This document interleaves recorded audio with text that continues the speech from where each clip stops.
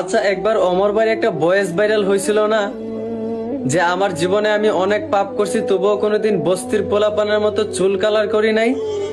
এইটা নিয়ে তো ওই সময় অনেক সমালোচনাও হয়েছিল। আবার অনেকে বলছিল যে বস্তিতে যারা থাকে তারা কি মানুষ না। তো এতদিন পরে আইসে আমি একটা কথার উত্তর দিতে চাই। যারা বলছিলেন বস্তিতে যারা থাকে তারা কি মানুষ না, হ্যাঁ ভাই, বস্তিতে যারা থাকে তারও মানুষ, শহরে যারা থাকে তারও মানুষ।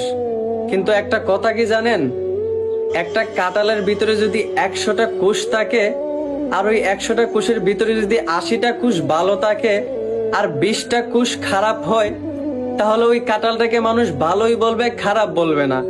বলবে যে কাঁঠালটা ভালোই, মাত্র কয়েকটা কুশ খারাপ।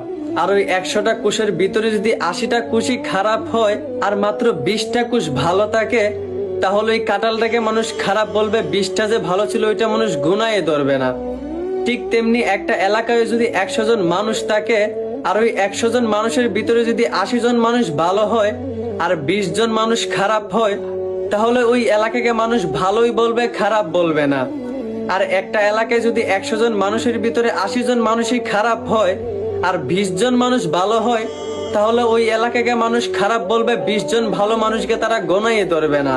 এই জন্যই মূলত বস্তির মানুষদেরকে অভদ্র বলা হয়। কারণ বস্তিতে 100টা মানুষ থাকলে 80টা মানুষই অভদ্র হয়। আমি নিজ চোখে দেখছি। আমি যখন রেল লাইন দিয়ে হেঁটে যাইতাম, তখন রেল লাইনের পাশে থাকা বস্তির কিছু যুবতী মেয়েরা এবং কি মহিলারাও, তারা রেল লাইনে আইসা অশ্লীল ভাবে বইসা থাকে, অথচ সেই রেল লাইন দিয়ে হাজার হাজার পুরুষ চলাচল করে। এইটুকু লজ্জা তাদের মধ্যে নাই। আমি নিজ চোখে দেখছি। মানে অশ্লীল ভাবে তারা রেল লাইনের পাশে এসে বইসা থাকে, একটু লজ্জা তাদের মধ্যে নাই। মূলত এই জন্যই বস্তির মানুষদেরকে অভদ্র বলা হয়।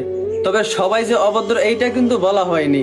সব জায়গায় ভালো খারাপ আছে, কিন্তু যেই জায়গায় খারাপের সংখ্যা বেশি থাকবে ওই জায়গাকেই মানুষ খারাপ বলবে। আশা করি আপনারা বুঝতে পারছেন আমি আপনাদেরকে কি বুঝাইতে চাইছি। বুঝে থাকলে ধন্যবাদ।